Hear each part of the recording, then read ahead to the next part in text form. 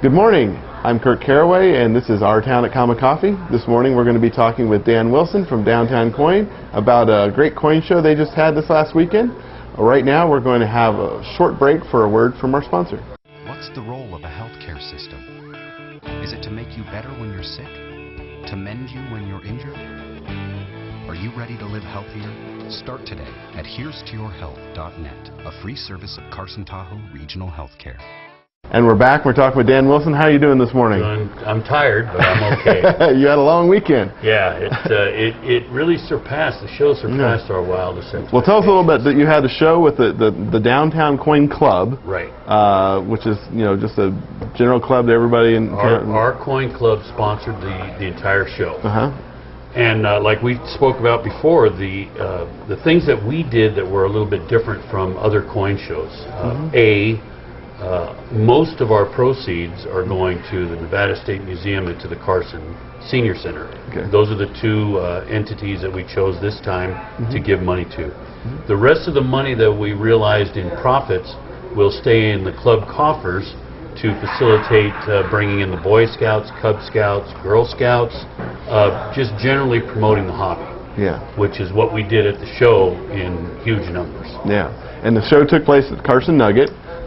Saturday and Sunday. Correct. And how many people did you have come through? We actually had 675 was the end count. Okay. And that was the paid people that came. That's paid entrance, not children. Right.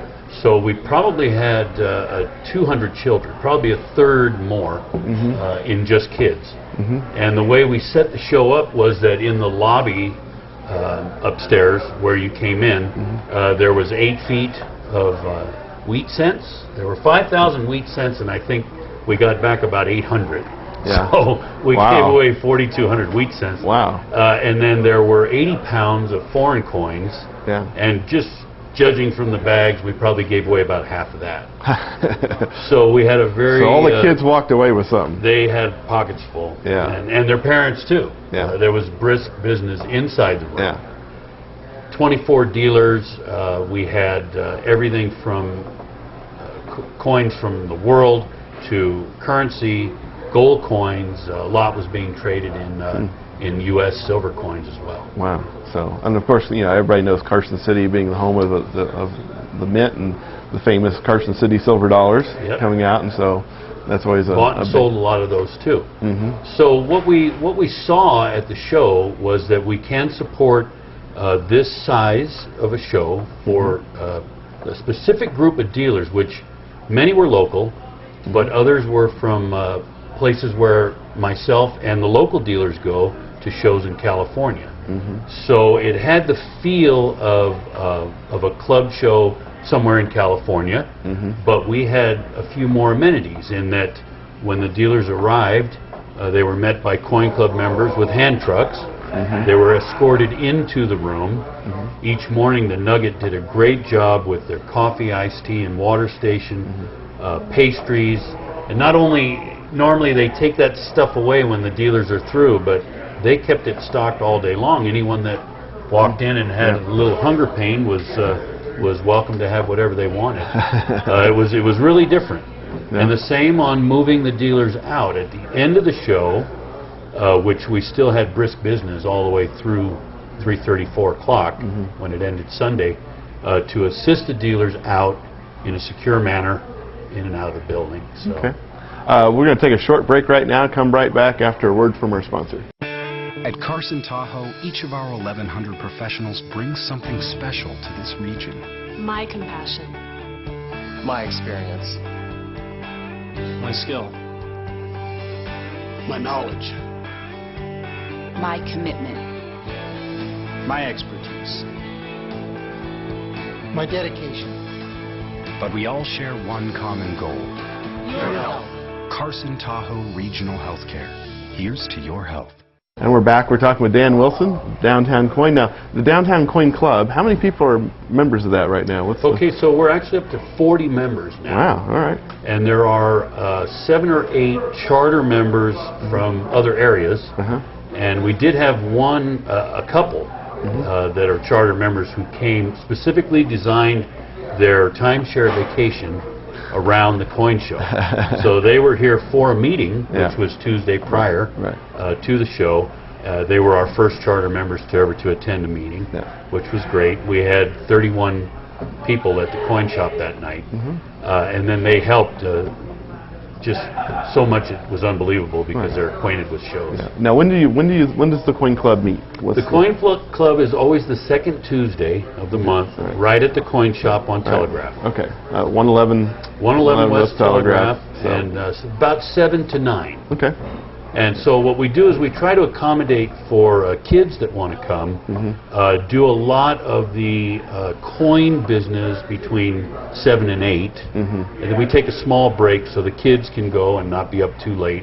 And then afterwards we have an auction, and we have the rest of the club stuff happens. Right. So, and now, you know, tell us a little. I mean, there's been some fascinating things happening in the gold and silver markets and the coin markets here recently, and I know that you keep up on this, and I know there's people out there that, you know, do this for investment purposes. Yeah, So, ever changing is the market. Yeah. But what we're beginning to notice is that the levels that gold and silver are at right now, they're comfortable. So when we see a shift or a swing, a sell-off for profits, it's never more than a $20 or $30 decrease in gold or a 75-cent to $1 decrease in silver. And how we try to judge it by watching day in and day out is how long does it take to increase back and then go further. And what we're seeing is it's a steady upward climb and not a huge spike. Right. So we feel pretty comfortable that no one has actually missed the boat in gold or silver. And our specific thought, as a rule of thumb, it's 64 to 1, an ounce of silver to an ounce of gold. So those of us who aren't as wealthy can go into silver. It also has a very, very good upside. And those of us who have a little bit more or haven't diversified in our metals portfolio can still get into gold at the right number, we feel. Yeah. So, and do you think this, you know, I mean, there's been talk that inflation, you know, because of the government spending, that gold and silver could be, you know, spiking up higher. Is that, you know, or do you think people have already thrown a lot of money into the gold and stuff to take care of that? We have a feeling that the latter is true. But gold and silver have always been a good hedge. So again, it goes to your budget and exactly what amount of metals you have in a portfolio. You wouldn't buy all Apple or all IBM, just like you shouldn't buy all bullion or all coins. So it's being diverse, it's being patient, it's putting money where you can leave it. Okay. Well, I want to thank you for coming on and talking to us about coins and the Coin Club, and thank you for tuning in to Our Town at Common Coffee. We'll catch you next time. Do you feel like you have to take out a loan to pay your water bill? Is that drip, drip, drip driving you nuts, nuts, nuts? Leaky pipes can cost you a fortune, not to mention the wasted water.